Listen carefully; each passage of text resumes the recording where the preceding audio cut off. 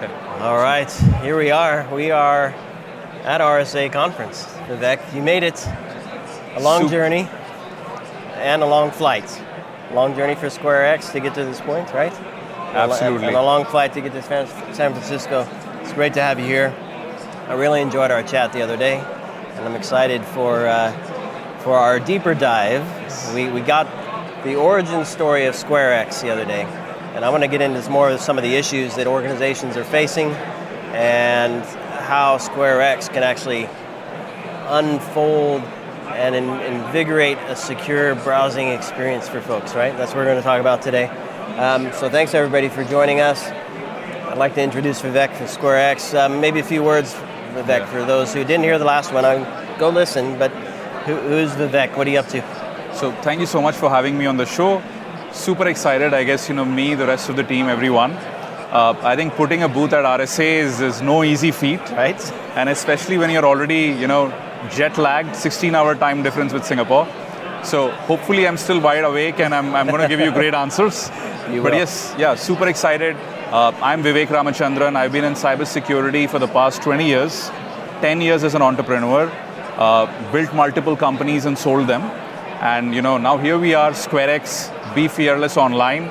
That's really our vision for enterprises and individuals. Yep. And I love that mission. It's an important one. And I have to say, you and your team have been amazing to work with, and I hope you're having some great conversations out on the show floor. Let's take a step into what some challenges are. I think clearly organizations are trying to figure out how to make the most of their investments in IT, right. And they're trying to build security anywhere and everywhere they can, which is not an easy feat, right? Absolutely. And there's one part of the business that gets used by everybody for a lot of business processes, the browser. Yes. Right? And oftentimes it gets left off to the side from a security perspective. So what are some of the challenges you're hearing from customers as you're engaging with them, looking at, let's start with the threats first, maybe. How are they viewing those? Yeah, so I think, you bring up a great point.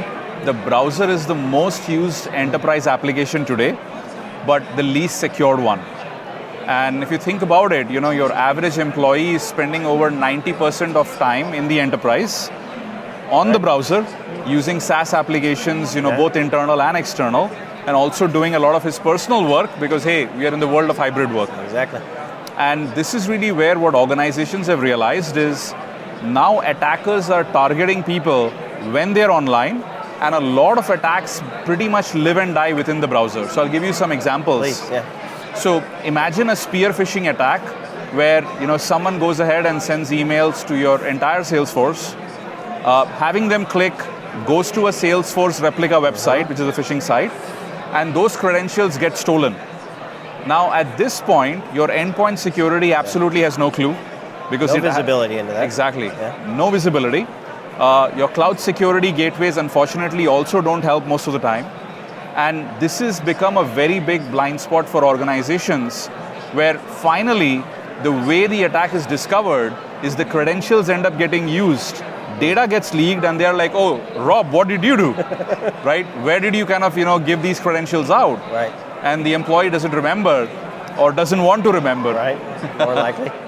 So you mentioned a couple different applications there, but let's paint that picture for folks. I'm sure people watching and listening probably have a sense already, but I mean, Salesforce, CRM, ERP, accounting software, lots of stuff sits in the browser, right? Right. So how do organizations, I guess my point is, all this stuff is there, are they not able to get a view of that in any other way? You mentioned firewalls and web gateways and things like that. You think they have some visibility, but that's not true, right? Yeah. So I think today what organizations are doing is, the SASE SSE space has this component in there called secure web gateways. Yeah.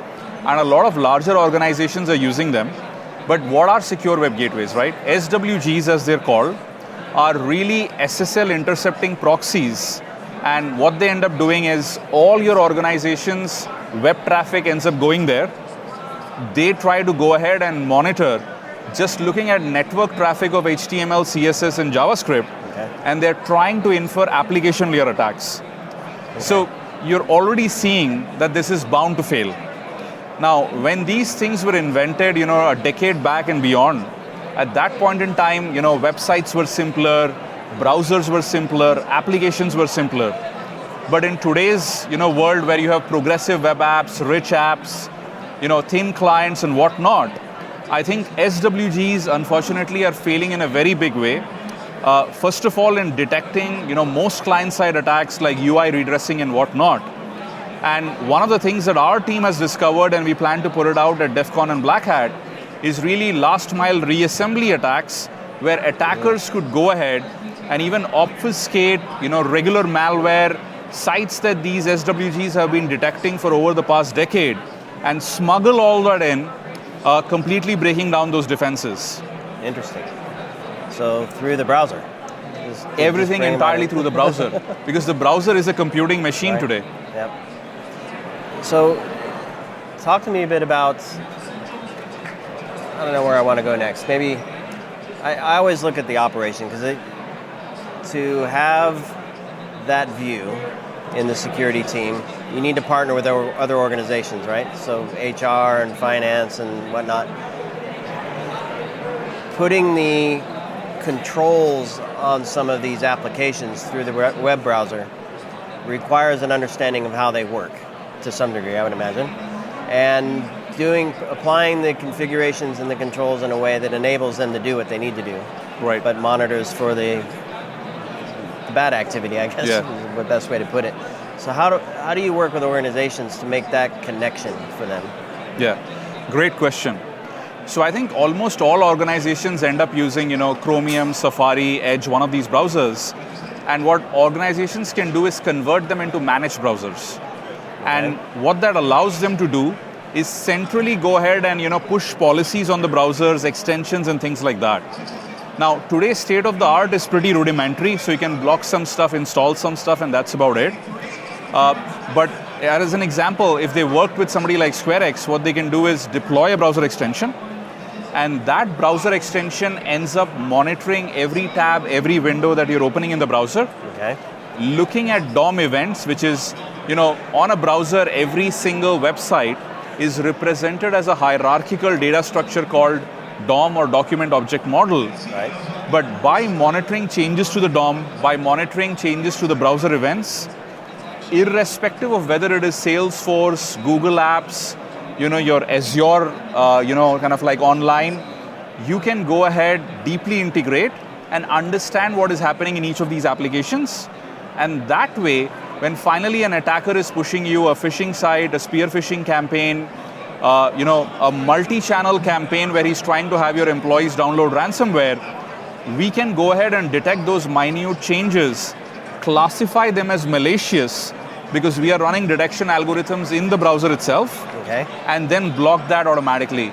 So the best part is, it's as easy as just deploying and detecting and blocking the attacks. Okay. Can you give me a couple scenarios of some things you find? I'm picturing anomalous activity of some sort, so some change in the structure of the data, or some insertion of something. What is it you're looking for? Good question. And maybe describe it in a way that a security analyst or a security program manager can relate to it and say, now I know what they're talking about. Yeah, absolutely. A great question, right? So I'll take an example of a standard, phishing website. Okay. So let's say, your organization is being targeted and someone has created a phishing replica of Salesforce.com. Now that identity looks like Salesforce. And now when your user is on that website, here is what we are doing. So the first time your user ever logged into Salesforce, we learn how Salesforce looks like.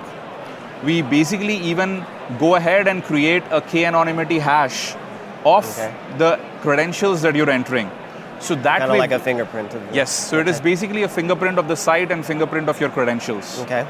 Now, the next time an attacker is going ahead and sending you a phishing site, and you open up something which looks like Salesforce.com, what we end up doing is we actually run OCR and image detection algorithms in the browser itself. Okay. And that scans the canvas and says, you know what, this looks like a known brand Salesforce, but the URL isn't Salesforce. Okay. So based upon that, So we it's immediately image-based. block access. Exactly. Image-based that then renders to Exactly. text. And, okay. So, I mean, the best way we can describe it is AI vision built into the browser itself. Okay.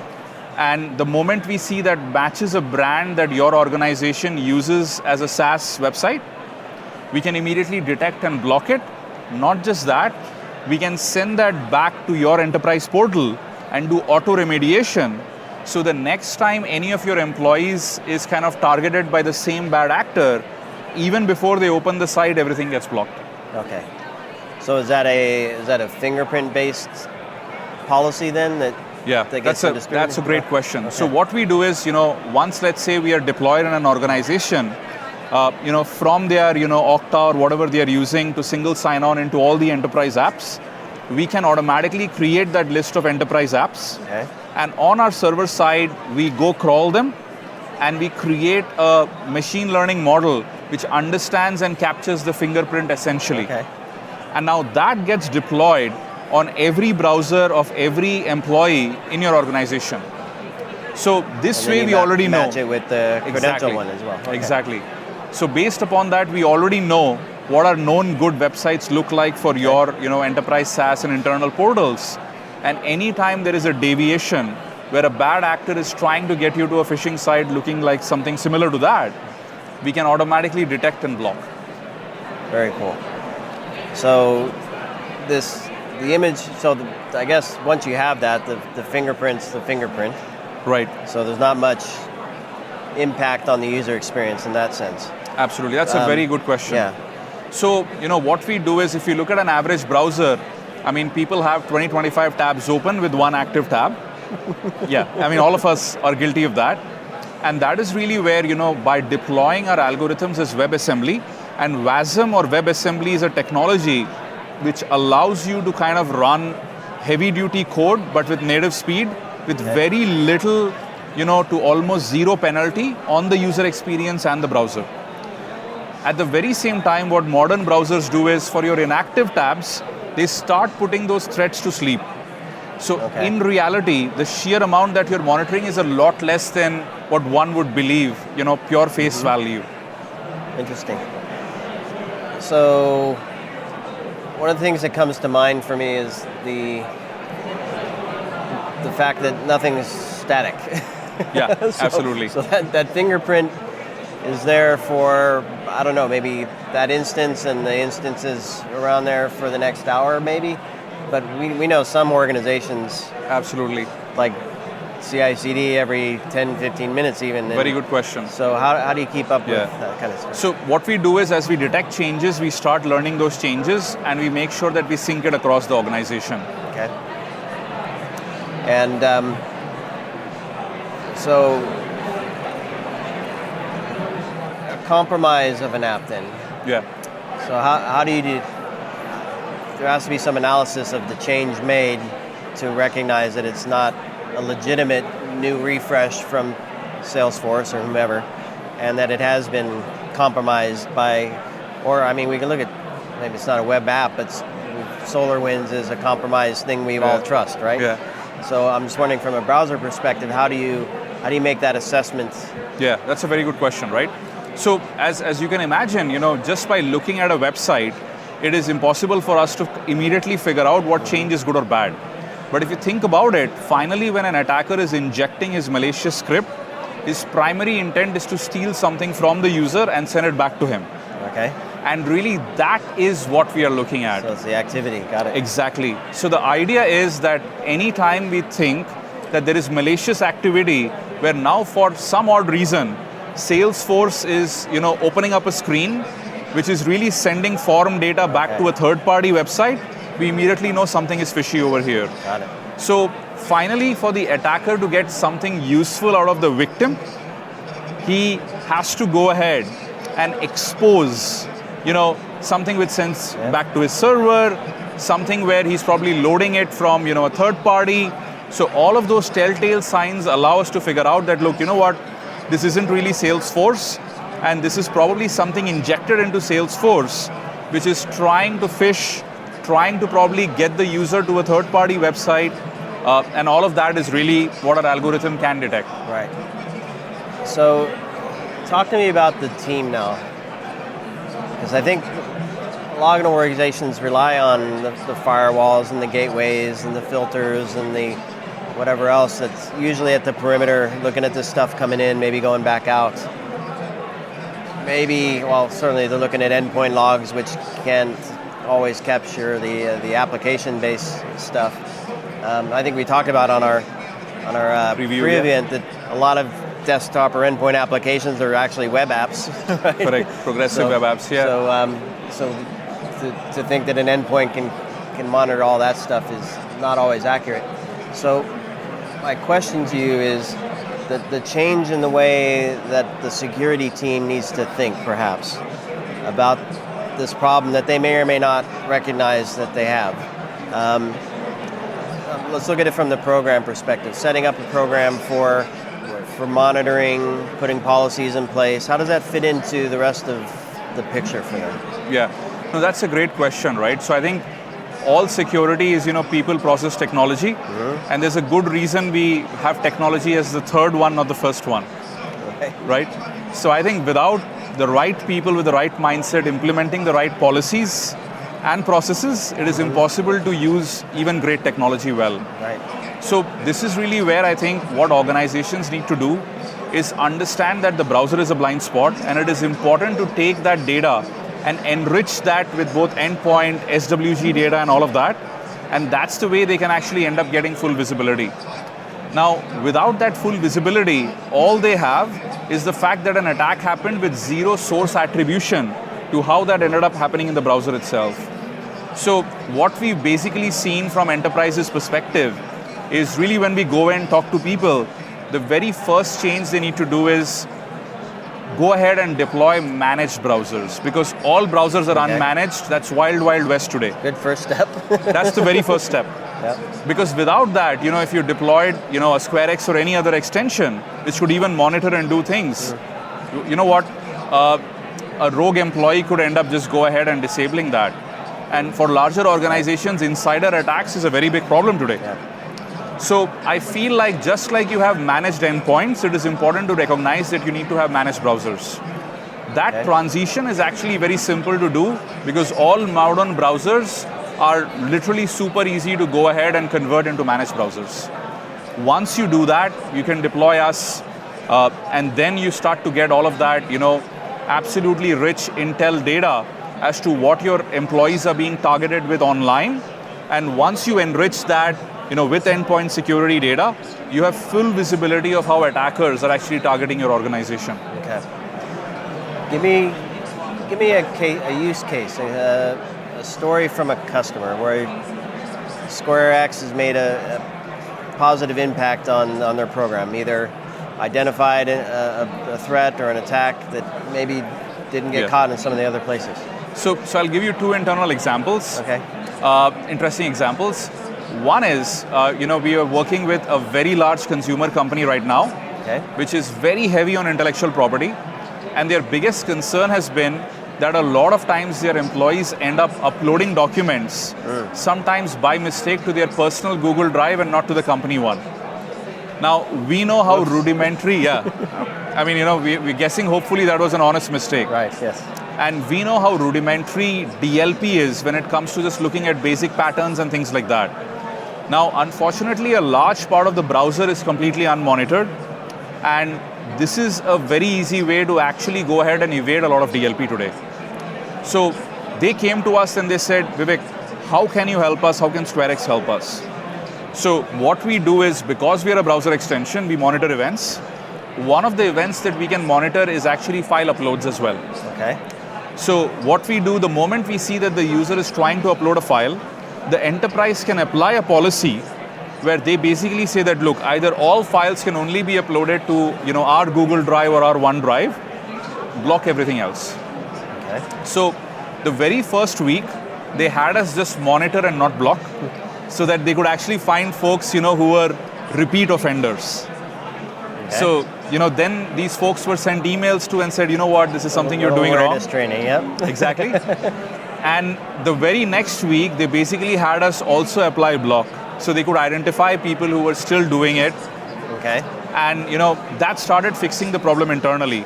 So this was an internal facing issue that they had when it came to browser-based data leakage from the organization. Again, another gateway you would expect to have some filtering or monitoring there. Yeah. Exactly. The other was kind of like outside in, where what was really happening was sales team members were actually being targeted with ransomware. And we know today how painful a ransomware attack can actually get. So the organization was having difficulty in figuring out how the ransomware bad attackers were actually targeting these folks. Now, when they went to the sales team and said, hey, Rob, Bob, Mary, how did you actually download this malicious document? None of them remember. And that is, and at the very same time, even if they do, I guess no one wants to take responsibility. So this was a very big, kind of a problem for them, because the admins were just going back and back, blocking that malware, going to the company employees, getting no answers. So once they deployed SquareX, they immediately figured out that what was happening was something very, very crazy. On LinkedIn, someone was going ahead and pretending to be a recruiter, where they were approaching many of these sales employees, saying that one of the biggest competitors was willing to offer them twice the pay, and ideally they should kind of immediately do an interview, and the document has details about like what the interview process looks like. Now tell me how many employees would not open that document?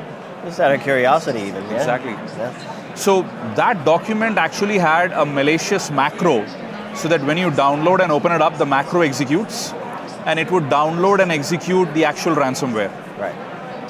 So once they deployed SquareX, because we have tight integration to many websites, we were immediately able to say that on LinkedIn, multiple employees were getting DMs from a user called Jake with this fake profile as a recruiter in the Bay Area. And that was the malicious attachment which was getting downloaded. Right. Okay. So, yeah. And so they were then able to set a policy that did what? Exactly. So post that, what they were able to do a policy is immediately block DMs coming in from the malicious, kind of like profile. Okay. And because we can actually... Down to that specific profile. Yes. So what we can actually do is, given we understand the layout of the content, it is possible to apply specific policies, at least for certain social media websites. Okay. Because we deeply understand how they work. The second policy that they applied is, anytime that an Office document is getting downloaded, if it has a macro and we suspect that it is malicious, because we can do in-browser macro analysis, then to immediately block. And one of the things that we additionally do is what we call acquire. So a lot of times when endpoint security ends up blocking a file, you're scratching your head and saying, well, what file was it? Right? Could I not have access to it where I can look at it? So one of the things we built in is acquire, and what that does is when we block, we automatically also upload the sample back to the cloud, where you can now view that in an isolation pod, where you can detonate, open up the document, and do all of that. So literally post forensics is something we end up integrating when it comes to our product. Interesting. So a lot of information there. I think the key for me obviously is first the visibility, right? Absolutely. What's going on, and then the ability to put a policy in for control.